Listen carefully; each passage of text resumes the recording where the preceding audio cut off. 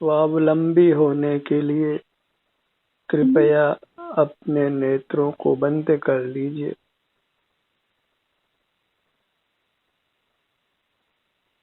नेत्रों की पराधीनता छोड़िए।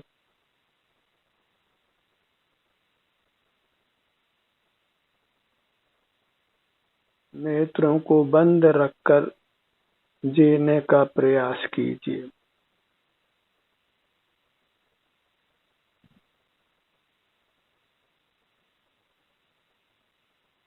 नेत्रों से बहुत परावलंबन होता है। उस परावलंबन को समाप्त करने के लिए नेत्रों को बंद रखिए। परावलंबन ही दुख है।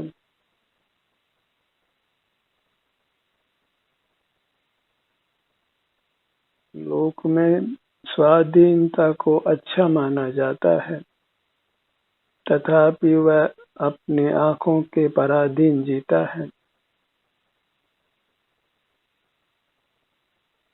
किसी को आंखों से दिखाई नहीं देता हो तो उसको बुरा जानते हैं, उसको दुखी जानते हैं।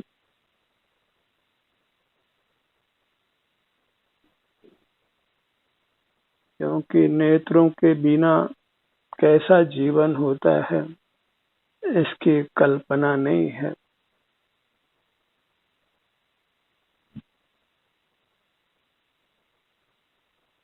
किसी को कानों से सुनाई नहीं पड़ता हो तो उसको बुरा जानते हैं। कानों की बहुत पराधीनता है। कोई मुंह से नहीं बोल सकता हो, गूंगा हो, तो उसे बुरा जानते हैं, दुखी जानते हैं। जीवों को अपने मुंह की बहुत पराधीनता है। जीवों को यदि किसी के हाथ पांव नहीं हो तो उसको बुरा जानते हैं, दुखी जानते हैं। जीवों को अपने मूर्त हाथ पांव की बहुत पराधीनता है। पल पल हम पराधीन ही जीते हैं और स्वाधीनता की बात करते हैं। जो पंडित और साधु शरीर से आत्मा को भिन्न कहते हैं, वे भी निरंतर इस शरीर के अधीन जीते हैं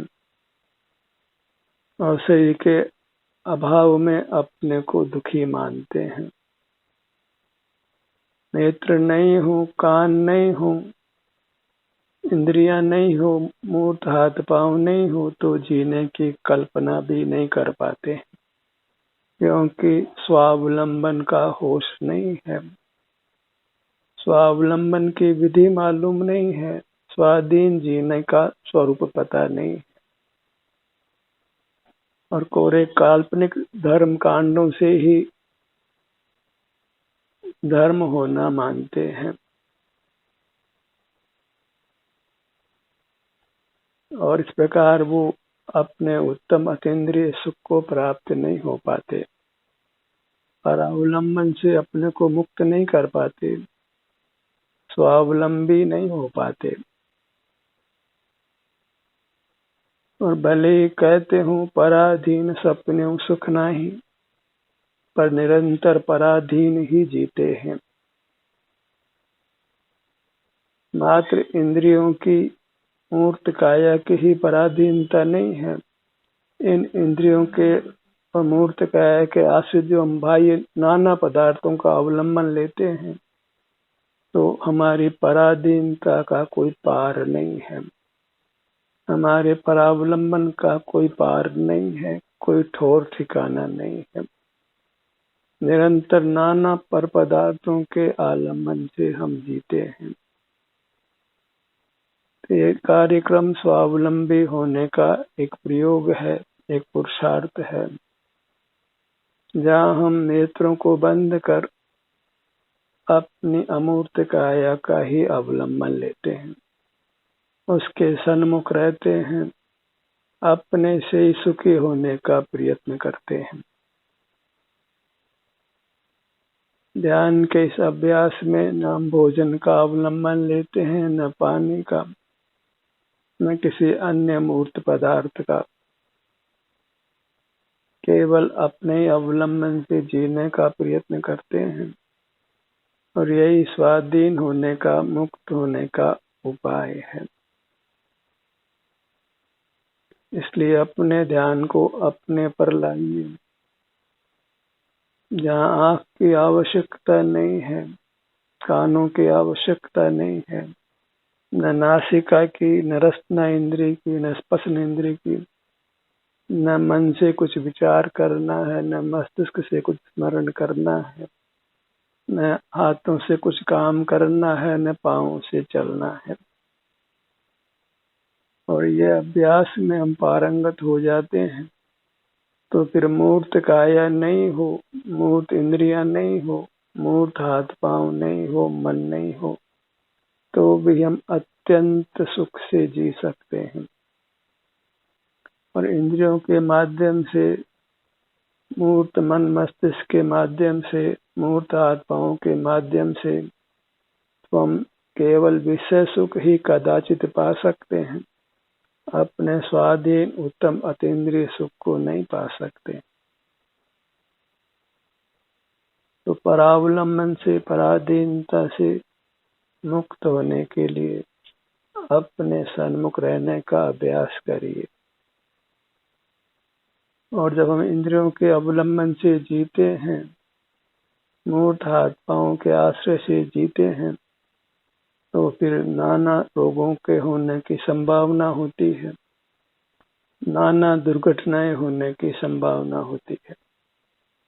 और अपना ही अनुभव करके जीते हैं तो न कर्म का बंधन होता है, और कर्म के उदय के बिना फिर रोग नहीं होता, बुढ़ापा नहीं होता, मृत्यु नहीं होती। जीव परम सुख को पाता है, निर्वाण को पाता है। जिस देह से वेद विज्ञान की बात कराई जा रही है, पंडितों और साधुओं के द्वारा, उस वेद ज्ञान को सार्थक करने के लिए नेत्रों को बंद रखिए, अंतर्दृष्टि कीजिए। और अंतर्दृष्टि में जो आपका विषय बनता है वही यथार्थ में आत्मा है, और उसके आश्रय से ही आध्यात्मिक जीवन होता है, भौतिक जीवन का अभाव होता है। पंडित साधु भले ही पाश्चात्य सभ्यता की कितनी निंदा करते हों, पर जब तक इंद्रियां खुली है तो सारा जीवन पाश्चात्य जीवन ही है। जहाँ मूर्त देह का किसी न किसी प्रकार से अवलंबन लेते हैं, वहाँ जीवन भौतिक जीवन है, पाश्चात्य जीवन है, वह उत्तम आध्यात्मिक पवित्र जीवन नहीं है।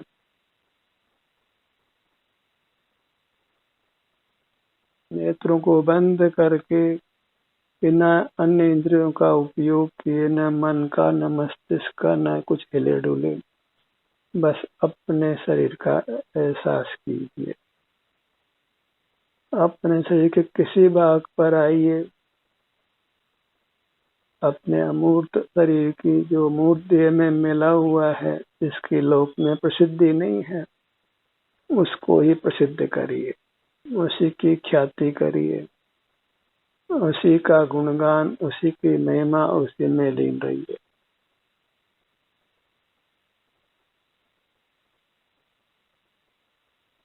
कभी भी इंद्रियां धोखा दे सकती हैं, और मरण पर इंद्रियां और हाथ पांव सब धोखा देते ही हैं, और आप अकेले होते हैं, तब वहां आप कैसे जिएंगे इसकी कल्पना कीजिए। इस अनित्य मूर्त काया के अभाव में जीवन कैसा होता है, उसको इंद्रियों के रहते हुए ही, मूर्त हाथ पांव के रहते हुए ही उस जीवन को जीने का प्रयास करिए। इस मूर्त काया में ही हमारी अमूर्त दिव्य काया है, जो वास्तव में परमात्मा है। और मंदिरों में, तीर्थों में जो मूर्तियां हैं, वहां तो जीव भी नहीं है, वह तो मात्र अचेतन है, जड़ ही है। भले ही आप उसमें परमात्मा की स्थापना करें, पर यथार्थ परमात्मा तो नेत्र बंद कर अपना स्वरूप, वही यथार्थ परमात्मा है। अपने सिर से पांव तक जहाँ आते ही हमें शांति का अनुभव होने लगता है, सुख का अनुभव होने लगता है। और इस नूतन जीवन का श्री गणेश करिए।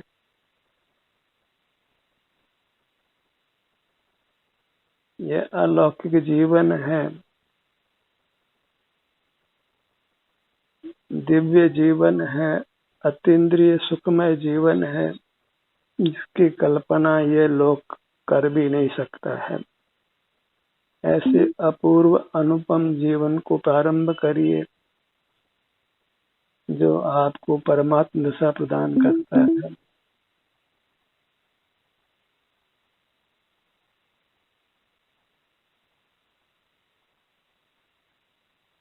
अपनी अंतर्दृष्टि ही हमको स्वाधीन बनाती है,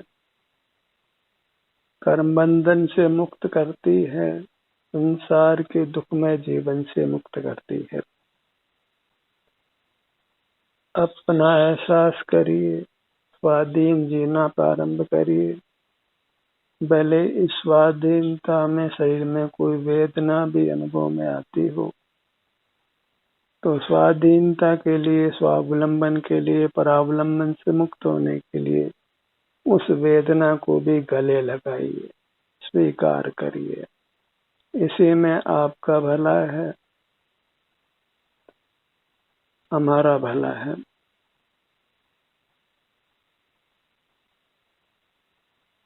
काया महान है, इसके नाना विभाग कल्पना करके हम नाना अवलंबन ले सकते हैं। पेट से पांव तक नाना विभाग करके हर विभाग पर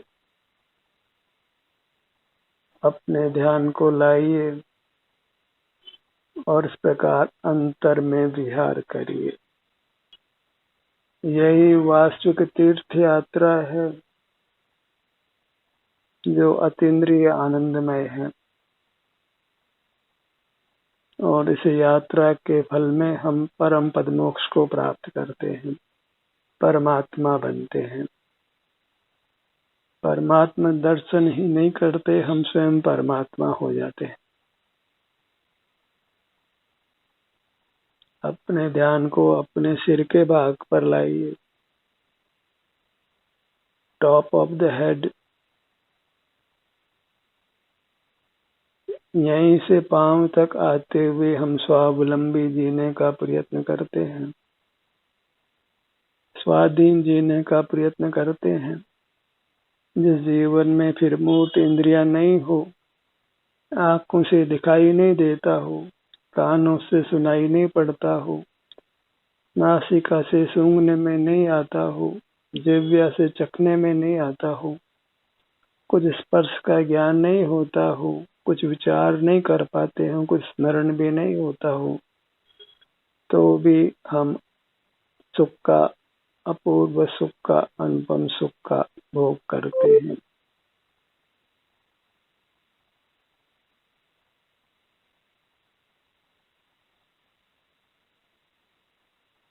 और यह जीवन ही अलौकिक जीवन है, पारलौकिक है, दिव्य है।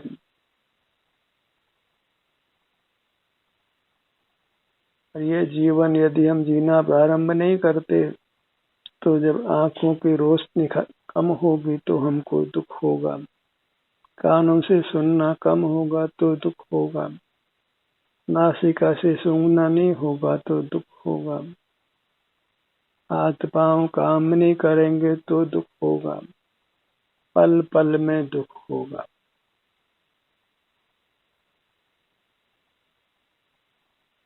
और हमें वह स्थिति कभी भी आ सकती है। कोई इस मूर्त काया के निरंतर सही रहने की गारंटी नहीं दे सकता है।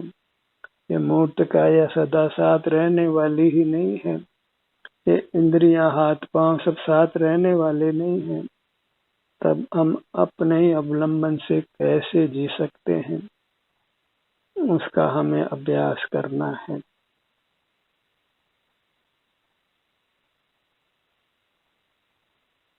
अपने ललाट भाग पर आइए।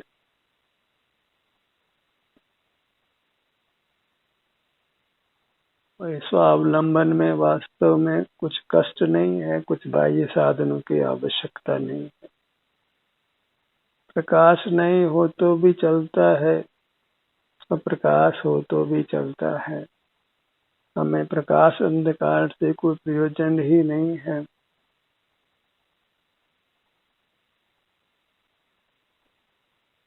ललाट का भाग, विशाल ललाट का भाग, हमारा हर छोटे से छोटा भाग भी दिव्य है, उत्तम सुख देने वाला है। ऐसे सुख देने वाली अपनी अमूर्त काया को पहचान कर इसके स्वामी बनिए। और यह अमूर्त काया ही वास्तव में इस मूर्त काया से भिन्न स्वभाव वाली, इसी को ही हमें इस मूर्त काया से भिन्न करना है। केवल बातों बातों करने से ये दोनों भिन्न नहीं हो जाते। मूर्त काया का उपयोग हम लेना बंद करते हैं तो फिर हम इससे भिन्न होते हैं।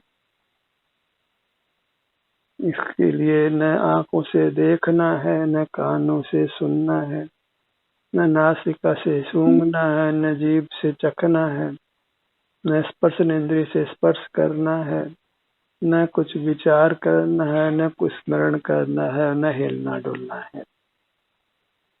और इस सब के लिए हमको अपने आप को तैयार करना है।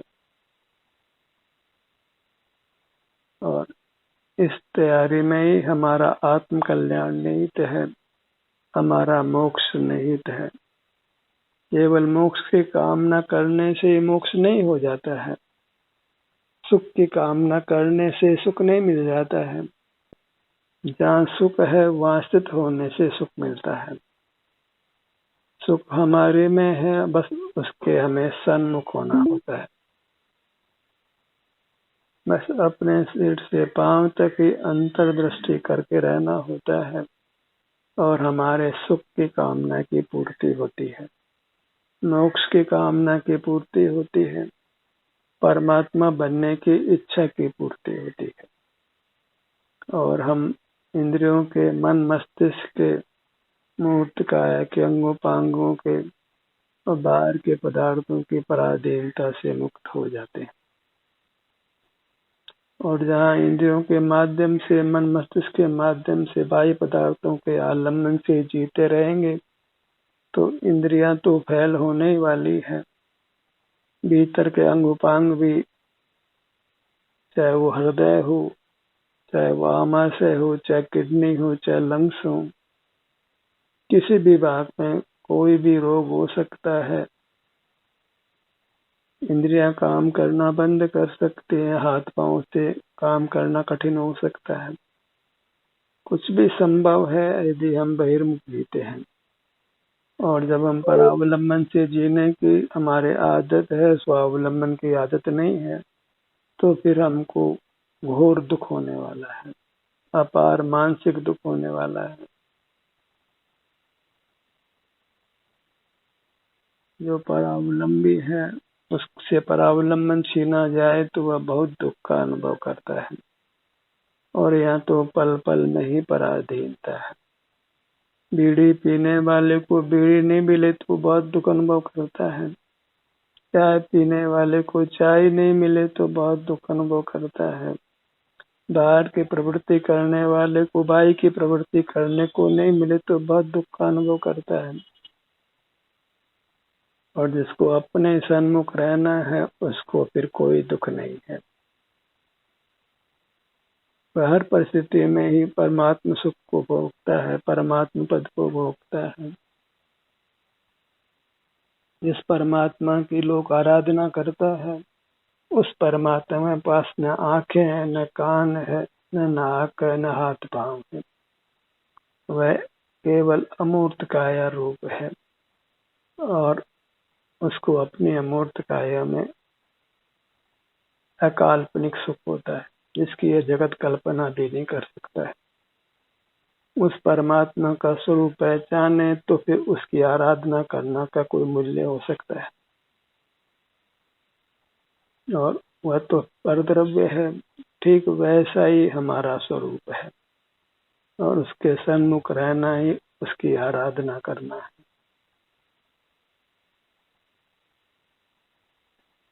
अपने मुख भाग पर आइए, मुंह के स्थान पर आइए, दोनों होठों के भाग पर।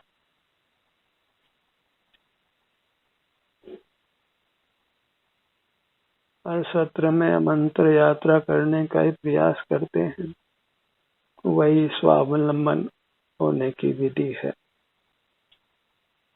परावलंबन से छूटने की विधि है। जहाँ न हम मूर्त इंद्रियों को उपयोग में लेते हैं, न मन को, न मस्तिष्क को, न हाथ पांव को, मूर्त हाथ पांव को, न किसी बाह्य पदार्थ को, अत्यंत स्वावलंबी जीने का प्रयत्न करते हैं और वही वीरता का जीवन है। परावलंबी कमजोर माना जाता है और स्वावलंबी वीर माना जाता है। तो स्वावलंबी जीने का प्रयत्न करना है। अपने तालु भाग पर अपने ध्यान को लाइए, मुख के भीतर तालु का भाग।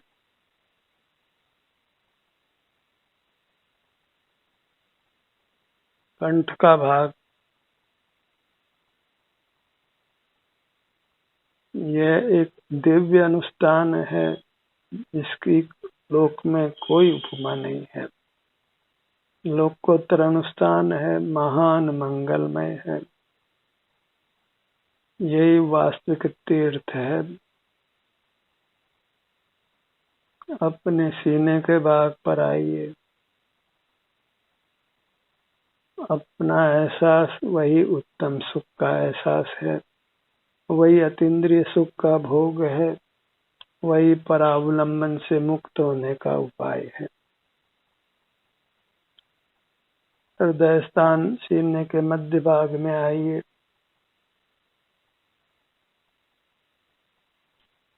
उत्साह से इस काम को करना है, पूरे उपयोग से, क्योंकि हमें परमात्म दशा को पाना है, स्वावलंबी होना है, उत्तम अविनाशी अतीन्द्रिय सुख को भोगते हुए रहना है। जहाँ फिर न आंखों की पराधीनता है, न कानों की, न हाथ पांव की, न परिजन की, न धन की, न भोजन पानी हवा की, न वस्त्रों की, न वाहन की, न मित्रों की, न परिजन की। कोई चिंता नहीं है, कोई चाह नहीं है, केवल आनंद आनंद आनंद का भोग है। अपने पेट के भाग पर आइए, पेट के आगे और पीछे आने का एहसास कीजिए।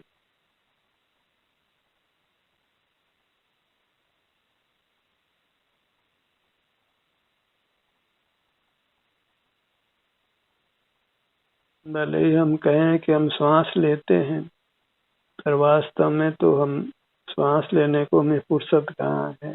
हम तो अन्य कार्यों में लगे रहते हैं और श्वास का आना जाना तो कर्माधीन होता ही रहता है। जब तक कर्म का संबंध है तब तक ये श्वासोच्छ्वास अपने आप होता है। भले हम अहंकार करते हो कि हम श्वास लेते हैं, हम श्वास लेने वाले हों तो श्वास रोक कर दिखाएं, नहीं लेते हम श्वास। श्वास तो वास्तव में बलजोरी से अपने आप ही आता है और बलजोरी से श्वास को रोका जाएगा तो फिर देहांत होगा, मरण ही होगा। तो एक कर्म प्रकृति का कार्य है जो स्वतः अपने आप सब जीवों में होता है और जीव अहंकार करता है कि मैं श्वास लेता हूँ।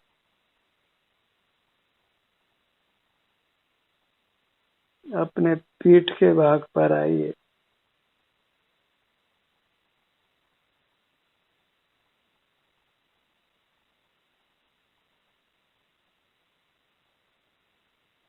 कर्म के संबंध से हमें बाह्य पदार्थों का जानना होता है। कानों में आवाज आती है, सुनाई पड़ती है। नासिका के संपर्क में गंध आती है तो सूंघने में आती है। हम कहते हैं कि हम सुनते हैं, हम देखते हैं, हम सूंघते हैं। अगर कर्म का संबंध नहीं हो, इंद्रियां नहीं हो, तो फिर बोलो कि हम देखते हैं, हम सूंघते हैं, हम सुनते हैं। कैसा मिथ्या अहंकार है कि हम पदार्थों को जानते हैं। जो अत्यंत परावलंबी क्रिया स्वतः होती है। स्वतः आवाज होती है, सुनाई पड़ता है। पर कर्म का संबंध नहीं हो, कान नहीं हो, तो सुनाई नहीं पड़ता है। अकेला जीव नहीं सुन सकता है। तो ये देखना, जानना, सुनना, ये कोई जीव के कार्य नहीं है। पराधीन कार्य उनको जीव अपना कार्य मानता है। उसी के ब्रह्म से वह बहिर्मुख रहता है। और स्वाधीन अपने आनंद भोगने का जो कार्य है वह नहीं करता है। उसका काम वास्तव में अपने आनंद को भोगना है, जिसके लिए उसे किसी की पराधीनता नहीं। तो यही कहना चाहिए कि मैं आनंद भोगने वाला हूँ, अपने आनंद को भोगने वाला, जिसमें अत्यंत स्वाधीनता है। वही उसका वास्तविक स्वरूप है। उसी आनंद को भोगते हुए हमें रहना है, स्वावलंबी रहना है। और देखने जानने वाले बनने का मिथ्या अहंकार मत करिए, क्योंकि वह अत्यंत पराधीनता से होता है। तो मैं एक अपने आनंद को भोगने के स्वभाव वाला,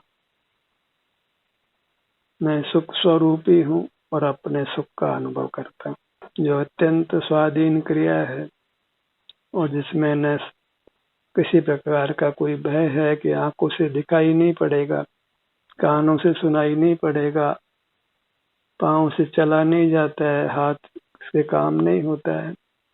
ये सब पराधीन जीवन, ये अच्छा जीवन नहीं है। अंतरोन्मुख होकर अपनी शांति को, अपने आनंद को भोगिए, जो अत्यंत स्वाधीन है, अत्यंत सुखद है, अत्यंत स्वावलंबन रूप है, जो परमात्मा का रूप है। परमात्मा बनने की कामना है तो ऐसे परमात्मा जीवन को प्रारंभ करिए। सांसारिक जीवन जो पराधीन है उसको छोड़िए। एक बार पुनः अपने ध्यान को अपने सिर से लेकर पांवों की तली तक लाइए। अपने रूप को पहचानिए और यह रूप आनंद रूप है। उस आनंद को निरंतर भोगिए। ध्यान का सत्र यही समाप्त होता है। आपकी सहभागिता के लिए धन्यवाद।